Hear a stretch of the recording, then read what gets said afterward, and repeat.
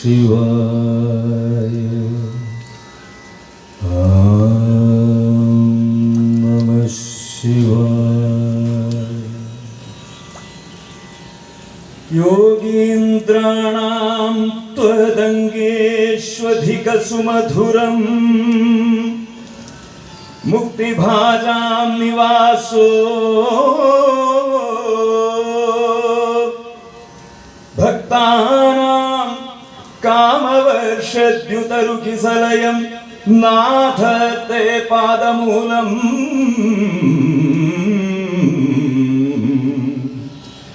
ನಿತ್ಯಂ ಚಿತ್ತಸ್ಥಿತಂ ಮೇ ಪವನಪುರಪತೆ ಕೃಷ್ಣ.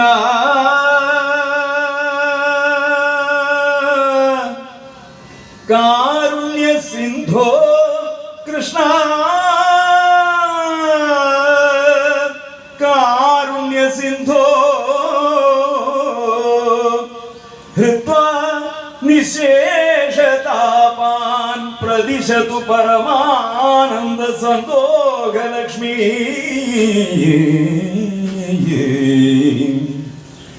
ಪ್ರದಿಶತು ಪರಮಾನಂದ ಸಂದೋಗಲಕ್ಷ್ಮೀ.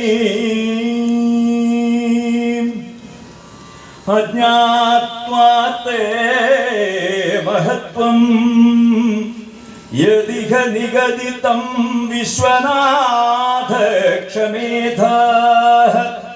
ಸ್ತೋತ್ರಂ ಚೈತಸಹಸ್ರೋತ್ತರಮಧಿಕತರಂ ತ್ವತ್ಪ್ರಸಾದಾಯ ಭೂಯಾತ್.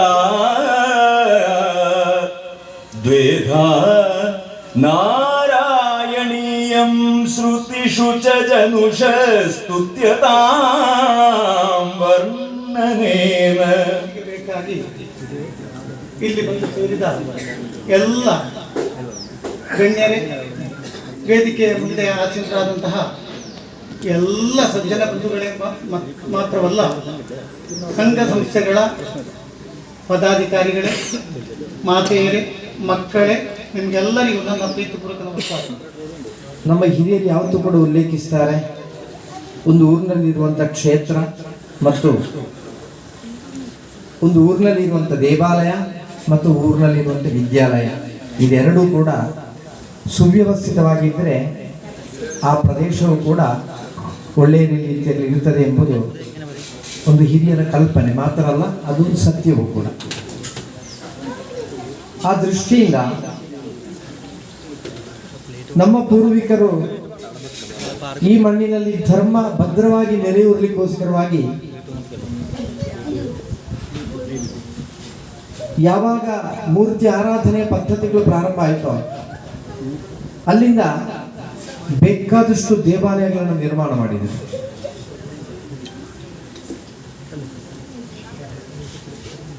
ಆ ಕಾಲದಲ್ಲಿ ಅದೆಲ್ಲವನ್ನು ಕೂಡ ಪಾಲಿಸಿಕೊಂಡು ಬರಲಿಕ್ಕೆ ಬೇಕಾಗಿರುವಂಥ ಶಕ್ತಿ ಸಮಾಜದಲ್ಲಿ ಇತ್ತು.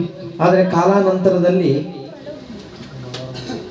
ಕಾಲಚಕ್ರದ ಸ್ಥಿತಿಯಲ್ಲಿ ಅದನ್ನು ಪಾಲಿಸಿಕೊಂಡು ಬರಲಿಕ್ಕೆ ಕಷ್ಟವಾಗುವಂಥ ಪರಿಸ್ಥಿತಿಗಳು ನಿರ್ಮಾಣವಾಗುವಾಗ ಅನೇಕ ದೇವಾಲಯಗಳು ಗೋಚರದಲ್ಲಿ ನಾಶವಾಗಿದೆ. ನಮ್ಮ ಕಣ್ಣಿಗೆ ಆ ದೇವಾಲಯಗಳು ಕಾಣಿಸದೇ ಇರುವಂಥ ಪರಿಸ್ಥಿತಿ ನಿರ್ಮಾಣ ಆಗಿದೆ. ಆದರೆ ಮತ್ತೊಮ್ಮೆ ಕಾಲಚಕ್ರದ ಸ್ಥಿತಿಯಲ್ಲಿ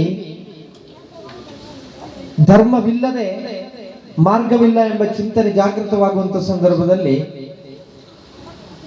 ಸಮಾಜದಲ್ಲಿರುವಂಥ ಎಲ್ಲರೂ ಒಗ್ಗೂಡಿಕೊಂಡು ಮತ್ತೆ ಪುನಃ ಅದನ್ನ ಉದ್ಧಾರ ಮಾಡುವಂಥ ಪ್ರಕ್ರಿಯೆಗಳು ಎಲ್ಲ ಕಡೆಯೂ ಕೂಡ ನಡೀತಲೂ ಇದೆ. ಕಾರಣ ಏನೆಂಬುದು ಬಹಳ ಸ್ಪಷ್ಟವಾಗಿದೆ. ಒಂದು ವೇಳೆ ಕಾಲಚಕ್ರದ ಸ್ಥಿತಿಯಲ್ಲಿ ಇರುವಂಥ ದೇವಾಲಯ ನಾಶ ಆಗಿರ್ಬೋದು, ಅಲ್ಲಿ ಆರಾಧನೆಗೊಳ್ತಾ ಇರುವಂಥ ಮೂರ್ತಿ ಅದು ಮಣ್ಣಿನ ಅಡಿಯಲ್ಲಿ ಆಗಿರಬಹುದು, ಆದರೆ ಆ ದೈವಿಕವಾಗಿರುವಂಥ ಚೈತನ್ಯ ಅಲ್ಲಿ ಎಲ್ಲ ಪ್ರವಹಿಸ್ತಾ ಇರ್ತದೆ. ಆ ಚೈತನ್ಯಕ್ಕೆ ಪೂರಕವಾಗಿ ನಮ್ಮ ಭಾಗದಿಂದ ಬೇಕಾಗಿರುವಂಥ ಸಮರ್ಪಣೆಗಳಾಗದೇ ಇರುವಂಥ ಸಂದರ್ಭದಲ್ಲಿ ಅಲ್ಲಿ ಕೆಲವೊಂದು ನಿಮಿತ್ತಗಳು ಕೂಡ ಗೋಚರವಾಗ್ತವೆ. ಆ ನಿಮಿತ್ತಗಳಿಗಿರುವಂಥ ಕಾರಣವನ್ನು ನಾವು ಗಮನಿಸುವಂಥ ಸಂದರ್ಭದಲ್ಲಿ ಆ ಪೂರ್ವಿಕವಾಗಿರುವಂಥ ಆಚಾರ ಪದ್ಧತಿ ಸಂಪ್ರದಾಯಗಳೆಲ್ಲವೂ ಕೂಡ ನಮಗೆ ಮತ್ತೊಮ್ಮೆ ನೆನಪಿಸುವಂಥ ಪರಿಸ್ಥಿತಿ ನಿರ್ಮಾಣ ಆಗ್ತದೆ. ಸಂಕುಚಿತವಾಗಿರುವಂಥ ಭಾವನೆಗಳು, ಒಂದಷ್ಟು ಜಾತೀಯವಾಗಿರುವಂಥ ಭಾವನೆಗಳು ಬರ್ತದೆ, ಒಂದಷ್ಟು ರಾಜಕೀಯವಾಗಿರುವಂಥ ಭಾವನೆಗಳು ಬರ್ತದೆ, ಅಲ್ಲದಿದ್ದರೆ ಪ್ರತಿಷ್ಠೆಯ ಆ ಚಿಂತನೆಗಳು ಬರ್ತದೆ. ಇದಕ್ಕಿಂತ ಎಲ್ಲ ಅತೀತವಾಗಿ ಪ್ರತಿಯೊಬ್ಬರೂ ಕೂಡ ಈ ಪ್ರಪಂಚದಲ್ಲಿ ಮಾಡುವಂಥ ಪ್ರಕ್ರಿಯೆ ಏನಿದೆಯೋ ಆ ಪ್ರಕ್ರಿಯೆ ದೇವರ ಆ ಪುಸ್ತಕದಲ್ಲಿ ಯಾವತ್ತೂ ಕೂಡ ರೆಕಾರ್ಡ್ ಆಗ್ತಾ ಇದೆ. ನಾವು ಮುಂದುವರೆದ ಯುಗದಲ್ಲಿ ಇದ್ದೇವೆ ನೋಡಿ. ನಮ್ಮ ಕೈಯಲ್ಲಿ ಸ್ಮಾರ್ಟ್ ವಾಚ್ ಇದೆ. ಈ ಸ್ಮಾರ್ಟ್ ವಾಚ್ ಅನ್ನು ನಾವು ಉಪಯೋಗ ಮಾಡುವಂಥ ಸಂದರ್ಭದಲ್ಲಿ ದಿವಸದಲ್ಲಿ ನಾವು 8,000 ಹೆಜ್ಜೆಗಳನ್ನು ಹಾಕಬೇಕು ಆರೋಗ್ಯ ಬರಬೇಕು ಅಂತಂದ್ರೆ. ಡಾಕ್ಟರ್ಸ್ ಎಲ್ಲ ಇದ್ದಾರೆ, ಅವ್ರು ಹೇಳ್ಯಾರ ಎಷ್ಟು ನಡಿಬೇಕು ಅಂತ. ಈ 8,000 ಹೆಜ್ಜೆಗಳನ್ನು ನಮಗೆ ಮೊದಲಾದರೆ ನಾವು ನಡಿಬೇಕು, ಬೆಳಿಗ್ಗೆ ಎದ್ದು 8,000 ಹೆಜ್ಜೆ ಆಗಬೇಕು ಅಂತಾದ್ರೆ ಅದಕ್ಕೆ ನಾವು ಒಮ್ಮೆ ಹೆಜ್ಜೆ ಇಡುವಂಥ ಸಂದರ್ಭದಲ್ಲಿ ಎಷ್ಟು ಸಮಯ ಬೇಕು ಅಂತ ಲೆಕ್ಕ ಹಾಕ್ತಾ ಇದ್ದೆವು. ಆ ಲೆಕ್ಕ ಹಾಕಿ ಮತ್ತೆ ನಡೆದರೆ ಅಷ್ಟು ಹೊತ್ತು ನಡೆದರೆ ಅದು ಪೂರ್ತಿ ಆಗ್ತದೆ ಅಂತ ಹೇಳುವಂಥ ಚಿಂತನೆ ಇತ್ತು. ಈಗ ಕಾಲ ಬದಲಿದೆ. ಈಗ ನಮ್ಮ ಕೈಯಲ್ಲಿ ಒಂದು ಸ್ಮಾರ್ಟ್ ವಾಚ್ ಇದ್ದರೆ ಸಾಕು, ನಮಗೆ ಸಂಜೆ ಆಗುವಾಗ ರಿಪೋರ್ಟ್ ಬರ್ತದೆ, ನೀನು ಎಷ್ಟು ಹೆಜ್ಜೆ ನಡೆದಿದ್ದೀಯಾ ಅಂತ, ನಿನ್ನಲ್ಲಿ ಎಷ್ಟು ಕ್ಯಾಲೋರಿ ಬರ್ನ್ ಆಗಿದೆ ಎಂಬುದೆಲ್ಲವೂ ಕೂಡ ರಿಪೋರ್ಟ್ ಬರ್ತದೆ. ಈ ಸ್ಮಾರ್ಟ್ ವಾಚ್ ಅನ್ನೇ ನಾವು ಉದಾಹರಣೆಯಾಗಿ ಇಟ್ಟುಕೊಂಡ್ರೆ ಇದಕ್ಕಿಂತ ಎಲ್ಲ ಸ್ಮಾರ್ಟ್ ಆಗಿರುವಂತ ಒಂದು ಶಕ್ತಿ ಭಗವಂತ ಅಂತ ಹೇಳುವಂತ ಶಕ್ತಿ.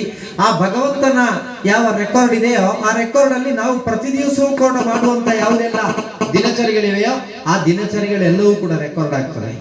ಆಗ ನಾನು ಮಾಡಿರುವಂತ ಸೇವೆ, ನಾನು ಮಾಡಿರುವಂತ ಕರ್ತವ್ಯ, ನಾನು ಮಾಡಿರುವಂತ ಆ ಕಾರ್ಯಗಳು ಇದೆಲ್ಲವೂ ಕೂಡ ದೇವರಲ್ಲಿ ಅದು ಸೇರ್ಪಡೆಯಾದರೆ ಅದಕ್ಕೆ ಏನು ಫಲ ಒದಗಿ ಬರಬೇಕೋ ಅದು ನನ್ನ ಪಾಲಿಗೆ ಒದಗಿ ಬರ್ತದೆ ವಿನಃ ಅದು ಬೇರೊಬ್ಬರ ಖಾತೆಗೆ ಹೋಗುವುದಿಲ್ಲ ಅಂತ ಹೇಳುವಂಥ ಚಿಂತನೆ ಇರಬೇಕು. ಆದ್ದರಿಂದ ಸಂಕುಚಿತ ಭಾವನೆಯನ್ನು ಬಿಟ್ಟು ನಮ್ಮ ಪರಿಸರದಲ್ಲಿರುವಂಥ ದೇವಾಲಯ ಅದು ಯಾವತ್ತೂ ಕೂಡ ಆ ವ್ಯವಸ್ಥಿತವಾಗಿ ಆರಾಧನೆಯನ್ನು ಪಡ್ಕೊಂಡಿರಬೇಕು. ಅದಕ್ಕೆ ಪೂರಕವಾಗಿ ನಾವು ಮಾಡಬೇಕಾದ್ದು ಏನೆಂಬ ಚಿಂತನೆ ನಮ್ಮಲ್ಲಿ ಜಾಗೃತವಾದರೆ ಎಲ್ಲಿಯೂ ಕೂಡ ಸ್ಪರ್ಧೆಗಳಲ್ಲಿ ಇರುವುದಿಲ್ಲ, ಎಲ್ಲಿಯೂ ಕೂಡ ಮೇಲು ಕೀಳು ಎಂಬುದು ಇರುವುದಿಲ್ಲ, ಎಲ್ಲಿಯೂ ಕೂಡ ಭಾವನಾತ್ಮಕವಾಗಿರುವಂಥ ಯುದ್ಧವೂ ಕೂಡ ಇದೆ. ಅಷ್ಟೇ ಆಗುವಾಗ ಇದು ಮೆಲ್ಲಗೆ ನಮಗೆ ಆಲೋಚನೆ ಮಾಡುವಂತೆಲ್ಲ ಹೊರಟೆವು. ಅಷ್ಟಾಗುವಾಗ ಅದರಲ್ಲಿ ದೊಡ್ಡ ಒಂದು ವಿಷಯ ಅಂತ ಹೇಳಿದರೆ ಈ ಅವಳಿಗೆ ಈ ಗೋಡೆಗೆ ಸಾರಡೆ ನಾವು ಗ್ರಹಿಸದ ಕೆಲಸ, ಆ ಗ್ರಹಿಸದ ಕೆಲಸ ಇಲ್ಲಿಯ ಧರ್ಮಶಾಸ್ತ್ರ ತಜ್ಞದವರು ಮತ್ತು ಊರ ಮಹನೀಯರುಗಳು ಎಲ್ಲ ಒಟ್ಟಿಗೆ ಸೇರಿ ಉತ್ಸಾಹದಿಂದ 2 ತಿಂಗಳೊಳಗೆ ಈ ಕೆಲಸವನ್ನು ಮುಗಿಸಿದ್ದಾರೆ. ಆಗ ನಮಗೆ ಖಂಡಿತ ಒಂದು ಶಕ್ತಿ ಮಾಡಿದಂತಹ ರೀತಿ ಇದನ್ನೆಲ್ಲ ನಮಗೆ ಖಂಡಿತವಾಗಿಯೂ ಮರೀಲಿಕ್ಕೆ ಸಾಧ್ಯವಿಲ್ಲ.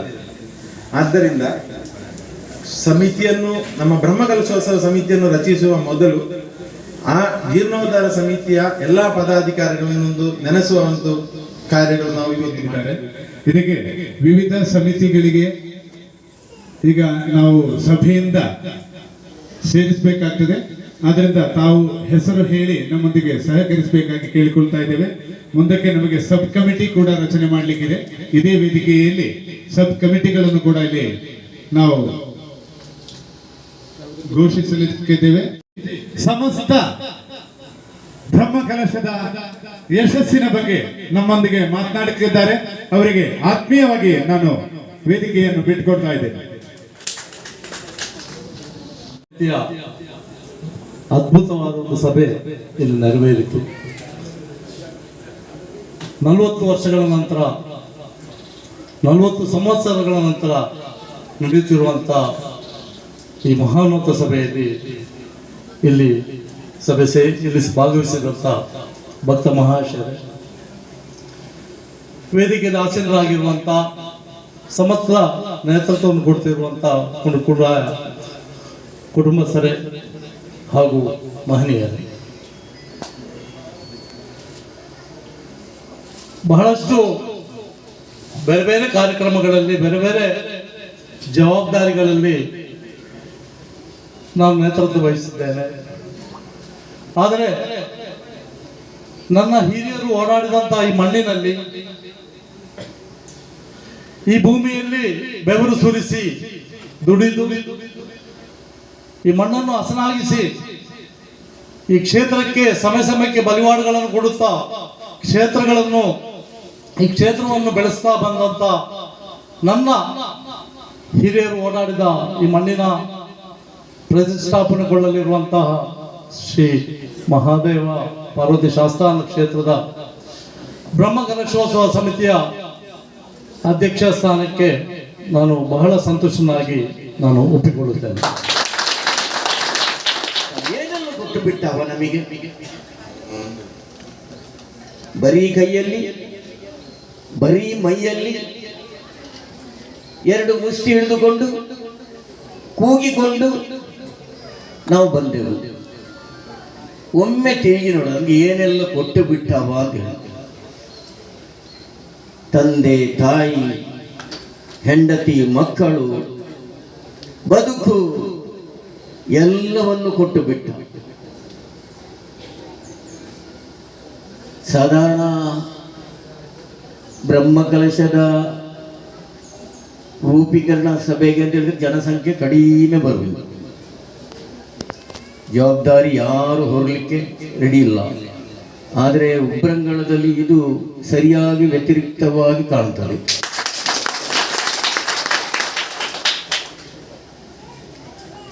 ಇದು ಒಂದು ಒಳ್ಳೆ ಶುಭ ನಿಮಿತ್ತಗಳು. ಇನ್ನೂ ನಿಮಿತ್ತ ಹೇಳುವುದಿದ್ರೆ ಎಷ್ಟೋ ಉಂಟು. ಉದಾಹರಣೆಗೆ ಅಧ್ಯಕ್ಷರು ನಮ್ಮ ಮಧುಸೂದನ್ ಅಯ್ಯರು, ಅವರ ವ್ಯವಹಾರ ನೋಡಿದರೆ ಈ ಕುಗ್ರಾಮದಲ್ಲಿ ಬಂದವರನ್ನು ಸೇವೆ ಮಾಡುವುದು ಅಂತ ಹೇಳಿದ್ರೆ ಅದು ಕೇಳಲಿಕ್ಕೆ ಇಲ್ಲ. ಆ ಮಹಾದೇವ ಪಾರ್ವತಿ ಶಾಸ್ತಾರ ಪೂರ್ಣ ಅನುಗ್ರಹ ಅವರಿಗಾಗಿದೆ. ಈಗ ಅವರೀಗ ಉದ್ದೇಶ ಆಗಿದ್ರೆ ಆ 18 ಮೆಟ್ಟಲಿಗೆ ಹೆತ್ತಾಳಿ ಹಾಕಲೇಬೇಕು, ಅದು ಹಾಗೇ ಆಗ್ತದೆ, ಸಂಶಯ ಇಲ್ಲ. ಅದೆಲ್ಲ ಅವರು ಜನ ಮಾಡ್ತಾರೆ, ಅದಕ್ಕೆ ಬೇಕಾದ ವ್ಯವಸ್ಥೆಯನ್ನು ಅವ್ರು ಮಾಡ್ತಾರೆ. ಅದು ಮಾತ್ರ ಅಲ್ಲ ನೋಡಿ, ಪ್ರಾಕೃತಿಕವಾಗಿ ಕೂಡ ಎಷ್ಟು ಕೂಡ ಈ ಪ್ರಕೃತಿದತ್ತವಾದ ಒಂದು ಆ ವನ ಮಹೋತ್ಸವದ ಒಂದು ಅಲ್ಲಿ ಕೂಡ ಕೊಟ್ಟದ್ದು ನಾನು ನೋಡಿದ ಮೊದಲೇ ಎಂಥದ್ದು ಈ ಸಸಿ ಅಂತದ್ದು ನೋಡುವಾಗ ಹಲಸಿನ ಸಸಿ, ಹಾಲು ಬರುವುದು. ಯಾವುದೇ ಶುಭ ಕಾರ್ಯಕ್ಕೆ ಒಂದು ದೇವಸ್ಥಾನ ಒಂದು ಶಂಕುಸ್ಥಾಪನೆ ಯಾವುದಾದ್ರೂ ಕೂಡ ಮೊದಲು ಹಾಕಬೇಕಾದ್ದು, ಕುಟ್ಟಿ ಹಾಕಬೇಕಾದ್ದು ಹಲಸಿನ ಮರ.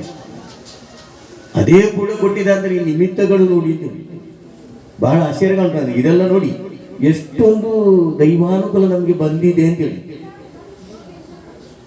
ಉಬ್ರಂಗಳ ಅಂತೇಳಿ ಸಣ್ಣ ಸಂಗತಿಯ, ಇದು ಒಂದು ಊರಿನ ಹೆಸರು ಅಲ್ಲವೇ ಅಲ್ಲ. ಉಬ್ರಂಗಳ ಅಂತ ಹೇಳುವ ಹೆಸರು ಊರಿನ ಹೆಸರಲ್ಲ, ಮನೆತನದ ಹೆಸರು. ಗಮನಿಸಿ, ಇಲ್ಲಿಂದ ಎಷ್ಟು ಉಬ್ರಂಗಳದ ಒಬ್ಬೊಬ್ಬರು ಕೂಡ ಎಷ್ಟು ಅದರಲ್ಲಿ ಶ್ರೇಷ್ಠತೆ ಬಂದಿದೆ ಅಂತ ಹೇಳಿದ್ರೆ, UP ಕುಂಡ್ಕುಳ್ಳಾಯ, UG ಕುಂಡ್ಕುಳ್ಳಾಯ, UB ಕುಂಡ್ಕುಳ್ಳಾಯ ಮನೆಯವರಂತ ಸಣ್ಣ ಸಂಗತಿಯ.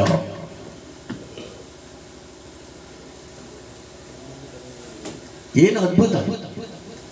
ವೈದಿಕ ರಂಗದಲ್ಲಿ ಮೇಲೆ, ವಕೀಲಿ ವೃತ್ತಿಯಲ್ಲಿ ಮೇಲೆ. ಒಂದು ಕಾಲದಲ್ಲಿ ನಿಮಗೆ ಎಷ್ಟು ನೆನಪುಂಟು ಗೊತ್ತಿಲ್ಲ, ನಮ್ಮ ತಲೆಮಾರಿನಲ್ಲಿ ಇರುವರು ಎಲ್ಲರೂ ನೆನಪುಂಟು.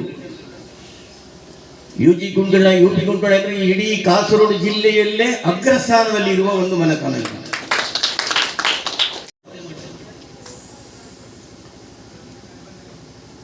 ವ್ಯಾಪ್ತಿ ಎಷ್ಟಿದೆ ಅಂತ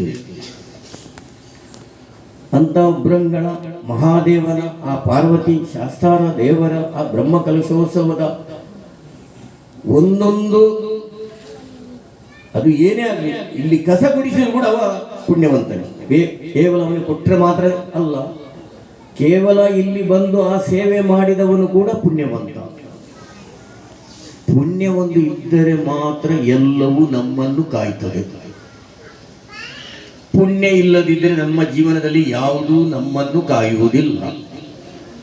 ಉದಾಹರಣೆಗೆ ಒಂದು ಆಸ್ಪತ್ರೆಯಲ್ಲಿ ಹೋಗಿ ಕೂಡ ಕಾಯಿಲೆಯಲ್ಲಿ ಬಿದ್ದು ಅಲ್ಲಿಂದ ಗುಣಮುಖವಾಗಿ ಬರಬೇಕಾದ್ರೆ ಅವನಲ್ಲಿ ಪುಣ್ಯ ಬೇಕು. ಡಾಕ್ಟರ್ಗಳು ಮದ್ದು ಮಾತ್ರ ಕೊಡ್ಬೋದು ಅಷ್ಟೇ, ಪ್ರಯತ್ನ ಮಾತ್ರ ಮಾಡುವಷ್ಟೇ. ಅವ ಉಳಿಬೇಕಾದ್ರೆ ಪುಣ್ಯ ಬೇಕು. ಆದರೆ ಧಾರ್ಮಿಕದ, ಆಧ್ಯಾತ್ಮಿಕದ ಚಿಂತನೆ ಇರುವ ಮಾನವ ಜೀವ ಈ ತುಳುನಾಡು, ಈ ತೌಳವನಾಡು, ಉದಾಹರಣೆಗೆ ಉಡುಪಿಯಿಂದ ಪಯ್ಯನ್ನೂರುವರೆಗೆ ಇಲ್ಲಿರುವ ಎಲ್ಲ ಸಕಲ ಜೀವರಾಶಿಗಳು ಕೂಡ ಪುಣ್ಯದ ಪುಣ್ಯರು, ಸಂಶಯವೇ ಬೇಡ. ಅವರು ಉಡುಪಿಯಿಂದ ಪಯ್ಯನ್ನೂರುವರೆಗೆ ತುಳುನಾಡಿನಲ್ಲಿ ಜನಿಸಿದ ಸಕಲ ಚರಾಚರಗಳು ಪುಣ್ಯವಂತರು ಅನ್ನುವ ವಾಸ್ತವದೊಂದಿಗೆ ಬಲಿಚಕ್ರವರ್ತಿ ಮತ್ತು ಪುರಂದರದಾಸರ ಜೀವನ ತತ್ವಗಳನ್ನು, ಜೀವನ ಮೌಲ್ಯಗಳನ್ನು ಕೂಡ ನಮ್ಮೊಂದಿಗೆ ಹಂಚಿದ್ದಾರೆ. ಸಾಮಾಜಿಕ ಬದ್ಧತೆಗೆ ಶ್ರೇಷ್ಠ ಅಭಿವ್ಯಕ್ತಿಯನ್ನು ಸದ್ದಿಲ್ಲದೆ ನೀಡಿದ ಯಶಸ್ವಿ ಉದ್ಯಮಿ, ಜಾತಿ ಮತ ಧರ್ಮ ಭೇದವಿಲ್ಲದೆ ಸಮಾಜಕ್ಕೆ ವಿವಿಧ ರೀತಿಯಲ್ಲಿ ಸೇವೆಗೈಯುತ್ತಿರುವ ಸರಳ ವ್ಯಕ್ತಿತ್ವದ ಮಹಾನ್ ಸಾಧಕ ಶ್ರೀ ವಸಂತ ಪೈ ಬದಿಯಡ್ಕ ಅವರಿಗೆ ತುಂಬು ಹೃದಯದ ಧನ್ಯವಾದಗಳನ್ನು ಸಮರ್ಪಿಸ್ತಾ ಇದ್ದೇನೆ. ಆಯರವರು ಮರಗಳನ್ನು ಕೊಟ್ಟು ನಮ್ಮನ್ನು ಪ್ರೋತ್ಸಾಹಿಸಿದ್ದಾರೆ. ನಾವು ಕೇವಲ ಸಸಿಗಳನ್ನು ಮಾತ್ರ ಕೊಂಡೋಗದೆ ಈ ಸಸಿಗಳನ್ನು ನಟ್ಟು ಅವರು ಕೊಟ್ಟಂತಹ ಆ ಪ್ರೀತಿಯನ್ನು ನಾವು ಆ ಸಸಿಯನ್ನು ನಟ್ಟು ಬೆಳೆಸಿ ತೋರಿಸಬೇಕು. ಆದ ಕಾರಣ ಪ್ರತಿಯೊಬ್ಬರು ತೆಗೆದುಕೊಂಡು ಹೋಗಿ ನಟ್ರೆ ಮಾತ್ರ ಸಾಲದು, ಪ್ರತಿ ವರ್ಷ ಮಾಡುವ ವನ ಮಹೋತ್ಸವದಾಗಿ ಆಗಬಾರ್ದು, ಎಲ್ಲರ ಮನೆ ಎದುರು ಕಾಣಬೇಕು ಅಂತ ಹೇಳಿ ಒಂದು ಕಳಕಳಿಯ ವಿನಂತಿಯನ್ನು ಮಾಡ್ತಾ ವಿರಮಿಸ್ತೇನೆ. ಹರೇರ ತಿಳಿಯದವರು ನಾವು ಎಷ್ಟೋ ಭಾಗ್ಯ ಮಾಡಿದ್ದೇವೆ ಬ್ರಹ್ಮಕಲಶ ನಡೆಸಲಿಕ್ಕೆ. ಅಂದರೆ ಈ ಬ್ರಹ್ಮಕಲಶ ನಮ್ಮ ತೀರ್ಥರ ಪರ ಕಾಲದಲ್ಲಿ ಮತ್ತು ಅವರ ಕುಟುಂಬದ ಎಲ್ಲರ ಚಿಕ್ಕಪ್ಪ ಎಲ್ಲರೂ ಸೇರಿಕೊಂಡು, ನಿಮ್ಮ ಹಿರಿಯರು ಸೇರಿಕೊಂಡು 4 ದಶಕಗಳ ಮೊದಲಾಗಿತ್ತು. ಊರವರೇ ಹೇಳಬೇಕು ನನಗೆ, ಇದು ಈ ನಮ್ಮ ದೇವಸ್ಥಾನದ ಚರಿತ್ರೆಯಲ್ಲಿ ಆದ ಮೊದಲ ಬ್ರಹ್ಮಕಲಶ ತಂದೆಯವರಿಗೆ ನೆನಪಿರುವ ತಂದೆಯವರ ಕಾಲದಲ್ಲಿ ಆಗಿದ್ದು. ಆ ತಂದೆಯವರು ತುಂಬ ವರ್ಷದಿಂದ ಅವರು 93ನೇ ವಯಸ್ಸಲ್ಲಿ ತೀರಿಯೋದು. ಆ ಸಮಯದಲ್ಲಿ ಅವರ ಕಾಲದಲ್ಲಿ ಮೊದಲು ಬ್ರಹ್ಮಕಲಶ ಆಗಿರಲಿಲ್ಲ. ಇದಕ್ಕಿಂತ ಮೊದಲು ಆಗಿದ್ದು ಅಂತ ನಮಗೆ ನಮ್ಮ ಕುಟುಂಬದ ಚರಿತ್ರೆಯಲ್ಲಿ ನಂಗೆ ಗೊತ್ತಿಲ್ಲ. ಆದ ಕಾರಣ ನಾವು ಈಗ 2ನೇ ಬ್ರಹ್ಮಕಲಶ ಮಾಡ್ತಾ ಇದ್ದೇವೆ ದೇವಸ್ಥಾನದಲ್ಲಿ. ಅದು ಸಾಧಾರಣ 12 ವರ್ಷಕ್ಕೊಮ್ಮೆ ನಡೆಯುವ ಬ್ರಹ್ಮಕಲಶ. ಈಗ 4 ದಶಕಗಳ ಕಾಲ ಕಳೆದರೂ ಅದು ನಮ್ಗೆ ಲಭಿಸಿರುವ ಚಿಕ್ಕಪ್ಪನಿಗೂ ಮತ್ತು ನಿಮ್ಮ ಎಲ್ಲರಿಗೂ ಹಿರಿಯರಿಗೂ ಒಂದು ಭಾಗ್ಯ ಅಂತ ಹೇಳ್ತೇನೆ. ಅದು ಮತ್ತೊಂದು ಮಾತು ಹೇಳಿದ್ರು, ಬ್ರಹ್ಮಕಲಶದ ಈ ಕಮಿಟಿಯನ್ನು ರೂಪೀಕರಿಸುವರೆ ಇಲ್ಲಿ ಸೇರಿದಂತಹ ಭಗವದ್ಭಕ್ತರೇ, ಮಹನೀಯರೇ, ಮಹಿಳೆ ಮಕ್ಕಳೇ, ನನ್ನ ಕರ್ತವ್ಯ ನಡೆದಂಥ ಕಾರ್ಯಕ್ರಮಕ್ಕೆ ಧನ್ಯವಾದಗಳು ಸಮರ್ಪಿಸುವುದು. ಅದು ಕೂಡ ಒಂದು ಮಾತನ್ನು ನಿಮ್ಮ ಮುಂದೆ ಹೇಳಲಿಕ್ಕೆ ಹೇಳ್ತೇನೆ. ಯಾಕೆಂತ ಹೇಳಿದರೆ, ನಮ್ಮ ಪ್ರಸ್ತಾವನೆ ಮಾಡಿದಂತಹ ಶ್ರೀ ರವಿಶಂಕರ್ ಹೇಳಿದ ಹಾಗೆ ಊರಿಗಿರುವಂತಹ ಒಂದು ವಿದ್ಯಾಲಯ, ಅಲ್ಲಿರುವಂಥ ಒಂದು ಆರಾಧನಾಲಯ. ವಿದ್ಯಾಲಯದ ಒಳಹೊಕ್ಕವರು ವಿದ್ಯಾಸಂಪನ್ನರಾಗಿ ಹೊರಗೆ ಬರ್ತಾರೆ. ಆರಾಧನಾ ಒಳಹೊಕ್ಕವರು ನಮ್ಮ ಸಂಸ್ಕೃತಿಯನ್ನು ತಿಳಿದು ಉನ್ನತ ಮಟ್ಟಕ್ಕೆ ಇರ್ತಾರೆ. ಇದು ಈ ಊರಿಗೆ ಸಿಕ್ಕಿದಂಥ ಒಂದು ಪರಮ ಭಾಗ್ಯ. ಇಲ್ಲಿರುವಂತಹ ನಾವು ಮುಂದೆ ಬರುವಂತಹ ಈ ಉತ್ಸವ ಇದು 40 ವರ್ಷಗಳಷ್ಟು ಹಿಂದೆ ನಡೆದ ನಂತರ ಆಗುವಂಥದ್ದು.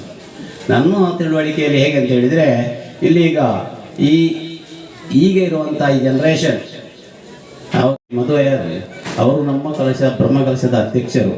ನಮಗೆ ಯಾವುದೇ ರೀತಿಯ ಭಯ ಇಲ್ಲ. ಯಾಕೆಂತ ಹೇಳಿದ್ರೆ, ಒಳ್ಳೆಯ ಮುಂದಾಳುವನ್ನು ಮುಂದಿಟ್ಟುಕೊಂಡು ಸಮರ್ಥ ನಾಯಕ ನಮ್ಮ ಮುಂದೆ ಇದ್ದಾರೆ. ಅವರನ್ನು ನಾನು ಈ ಸಂದರ್ಭದಲ್ಲಿ ಪ್ರತ್ಯೇಕವಾಗಿ ನಿಮ್ಮೆಲ್ಲರ ಪರವಾಗಿ ನಾನು ಅವರಿಗೆ ಧನ್ಯವಾದಗಳನ್ನು ಅರ್ಪಿಸ್ತೇನೆ.